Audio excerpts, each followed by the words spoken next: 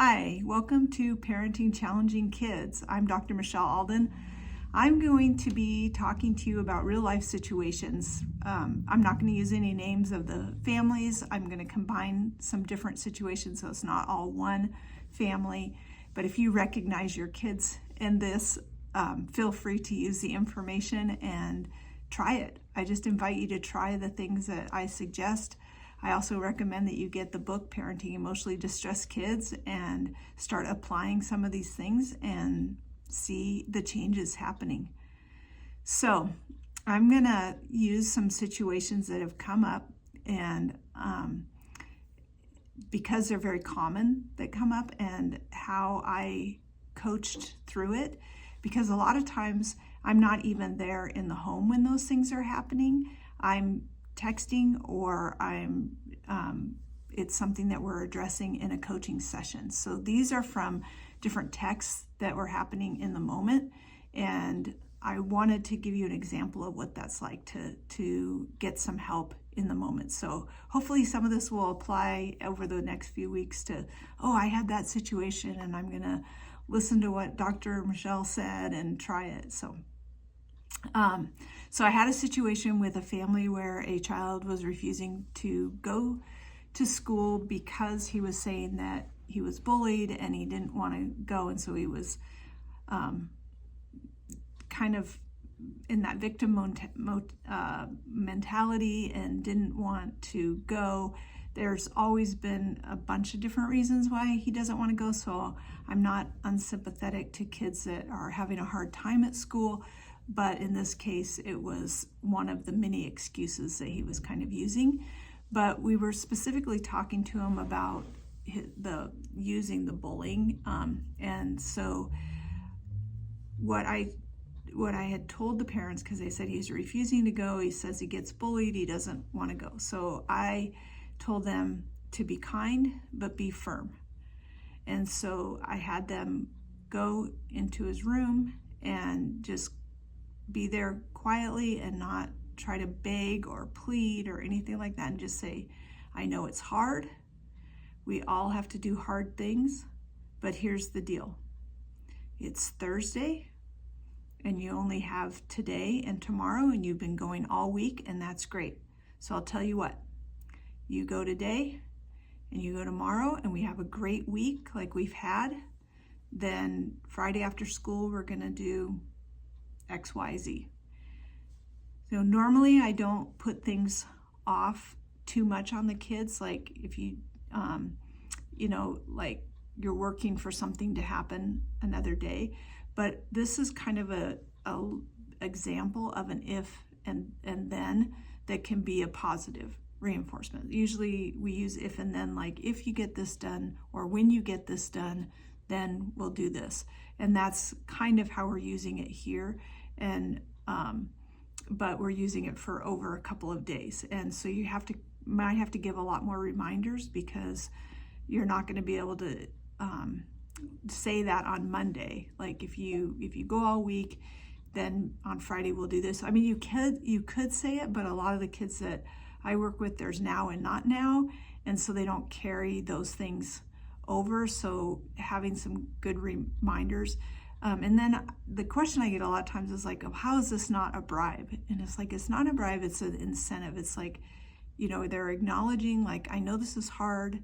You can get through hard things, but here's also like something to look forward to. And so we're not saying, come on, please go. If you go, I promise I'll get you some candy after school. It's setting him up to see, like, you can overcome hard things, and when you've done a full week, here's some reinforcement for that. So I don't like to do it all of the time, but in this case, it was really important that we had shown him his success, because he was very much stuck in the victim mindset, and his parents kind of were too, like that he couldn't do it. But just that reminder of like, hey, you've been doing this and you can do hard things. And so I also told him to not keep talking, but to just give him the space to make that good decision. So to say what I told them to say, and then say, I'm going to give you some time to think about it. Please come downstairs when you're ready.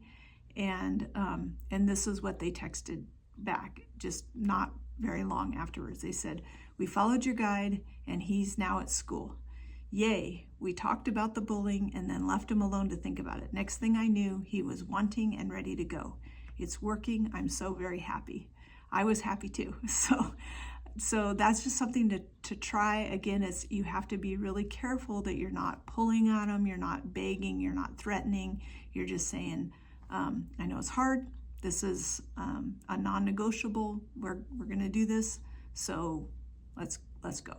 If it had not worked, I have other tricks up my sleeve, and so we would have done some other things, and some of it would have been involved waiting, or they had somebody that they were going to call. It was like, we can either go to school the easy way, or I can start making some phone calls, and we can do it that way. So there was some more to it if we needed it, but I wanted them to start with this, and it was great. And it's not like this is the only time it's worked. Like, I told them this because I was, sure if they could carry it out that it would work. So another one that came that may sound really familiar to you is had kids that were playing a game, a family game, except when they actually sent me the text, I didn't actually know that they were playing a game. I thought that they were just talking about the kids trying to play together.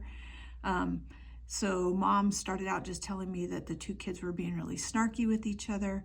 And so when we're doing the 12-week program, I don't even have the kids interacting together unless there's a parent there. So that would have been a different answer. So I think my first answer kind of had to do with just moving them or helping them helping one of them be in a different space, because I didn't realize that they were playing a game. But during the game, when she said, "Well, we're playing a game, should we stop playing the game?"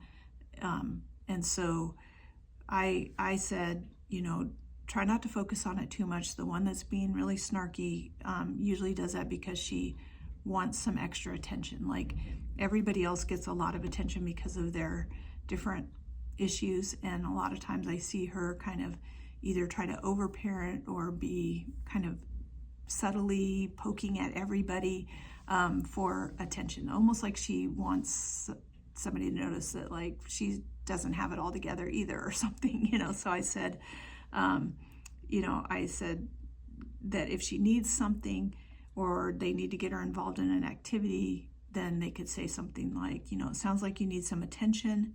Is there something that I can do for you to make you feel better about yourself?" And I had done this several times with them, and so this had been really, really effective. Even asking, like, maybe you need a hug. Come here, let me give you a hug. Do you need to come sit with me for a while? So taking that kind of away. And then the mom said, "Oh, we're playing a game together. Should we stop playing the game?" She's just making comments about the other boy over and over, like the same kind of comments. And so as I was getting ready to answer that, the mom said that she said that when she was out with with a different provider, that they got her a soda. And so she was going to tell her, because she was so fed up with this behavior that she was having, she said, "I want to tell her that if you can't say nice things, you don't get to drink nice things." So that was kind of the mom's answer. Luckily, she was texting me instead of doing that. So my mind is on, getting through the game. And so I told the mother, this is not going to help, because it's not taking away, saying next time you're not going to get a soda because you can't be nice, so you don't get nice things. It has nothing to do with what's happening in the moment, and it's not tied to her ability to be kind. So this is what I told the mother. I said, well, that's not going to help, because that's not tied to her ability to be kind. And this is what I think happens so much when we're trying to, we want to have a consequence, right? We want to have a consequence because it shows that we're doing something. It shows the other kids that we're doing something, all of these things. But if the consequence that isn't, it's like our kids don't understand cause and effect. Like, I did this, and so this is what happens. And that's what we're really teaching, it's like if you're unkind, then we need something that is directly related. That's why I was saying, like, move her away, don't let her, we have to stop the game, some things like that, because that's tied directly to, like, we're not going to play like this. If you can ignore it, if we're able to keep going, great. But if it gets to a point where you can't ignore it, we can't pull something from this happened hours earlier. It wasn't even tied to, like, she had this and this is how she acts when she has soda. It was just a random, like, punishment, right? Like, and as if a kid with different wiry brains are not going to hold on to that. So, and you may have a hard time holding on to it the next time that they, and the mom wasn't even there when she got the soda, right? So the next time somebody's going to get her a soda or get her something nice to drink, she can't have it. Everyone has to remember what that's all about. Good luck, So I don't want to make it harder for you. So it's like, I want it to be easier. So you want to think about what's happening kind of in that situation. So the mom said, well, I think it's a consequence that she would understand.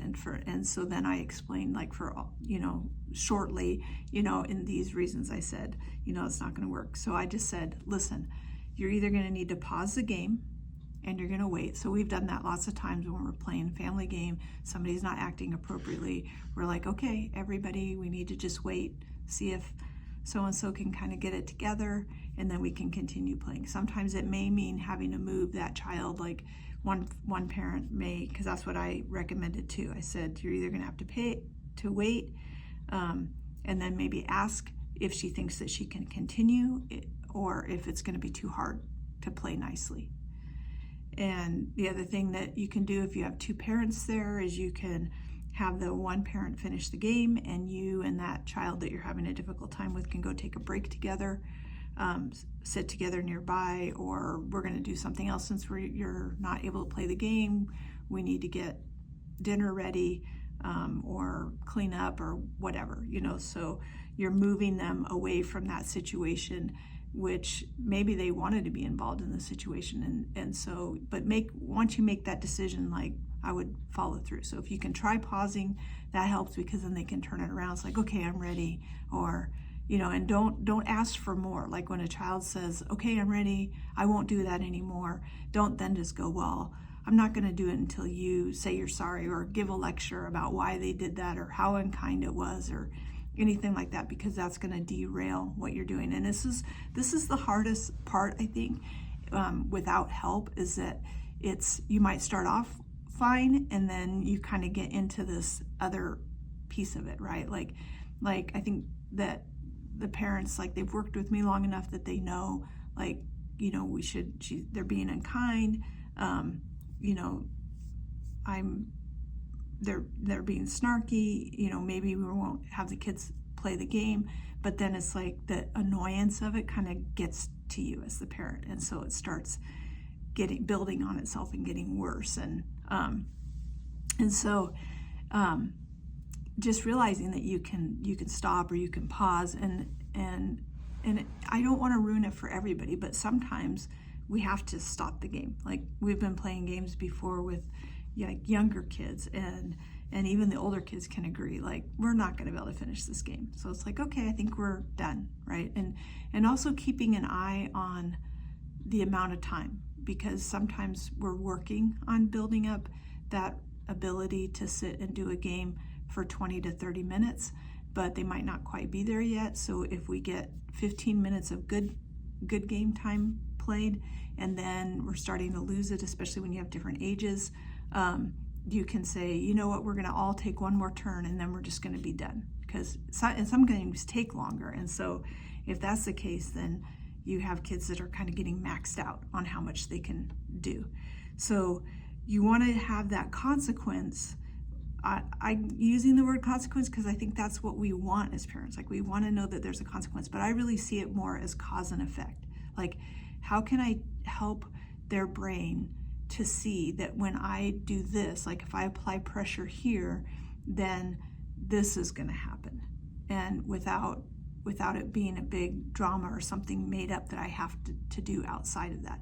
And keeping in mind that your kids don't really get it, like they don't really understand, and so they're poking at somebody and testing and testing and testing, and the result that they're wanting is to get your attention, or to, yeah, mostly it has to do with like getting everything kind of now focused on them. Maybe they didn't want to play the game, or maybe they had a hard day, or whatever it is. Doesn't matter all the reasons why they're doing it. It's just understanding, okay, this is demanding my attention. I'm going to give my attention in this other way. So it's like, you know what, maybe you're not ready to play a game. You need some time with me.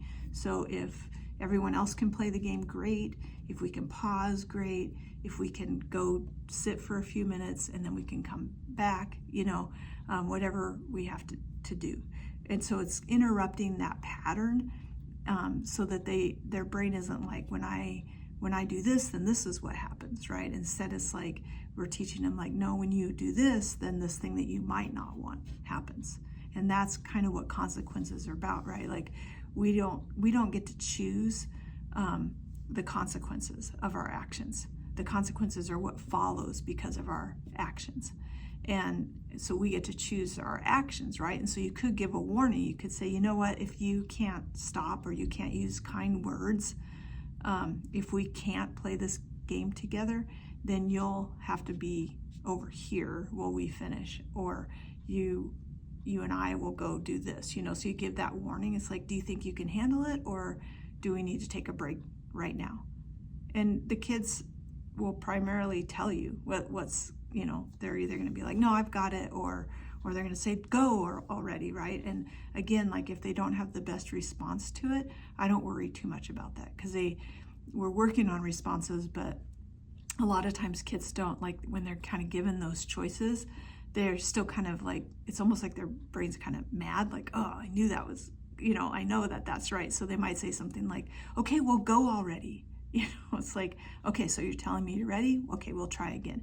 Give them that moment. Don't get sidetracked in all the rabbit trails of like, okay, I don't like the way she responded to me now, and now she's being snarky to me, and now this is happening, and and I think she should apologize first, and all these things, right? Like, remember, the goal is that we want to play the game, and we want to get through this activity, and we want her to use kind words, or at least not use unkind words, not be snarky, right?